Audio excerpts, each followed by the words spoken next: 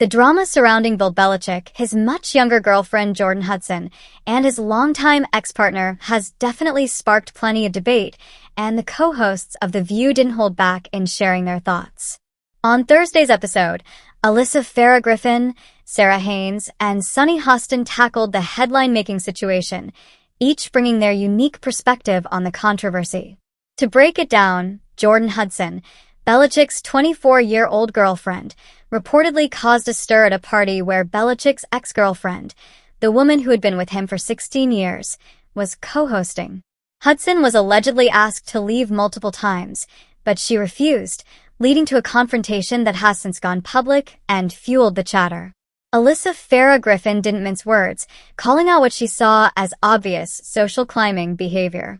She pointed out that while Bill Belichick isn't the biological father of his ex's daughters, he was a father figure for over a decade and a half. Griffin highlighted how awkward it must have been for the daughters, who are both 33, to witness a woman younger than them showing up at a party hosted by their mom. Griffin drew a sharp comparison, saying it didn't quite hit single white female levels, but the situation definitely gave off social climber vibes. The idea of a much younger partner inserting themselves into spaces where they aren't wanted, especially in such sensitive family dynamics, was something Griffin clearly felt was over the line. Sara Haines agreed with Griffin's take, adding another layer to the conversation. She acknowledged that while Hudson might have found herself in the middle of this high-profile relationship, there are certain things, like genuine respect and acceptance from the family, that money or association can't buy. Haines put it bluntly, Belichick can offer Hudson a lot, but when it comes to winning over the family, that's something she has to earn on her own.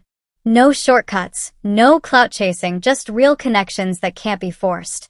But, as always, Sunny Hostin brought in a different, more personal angle that made everyone stop and think.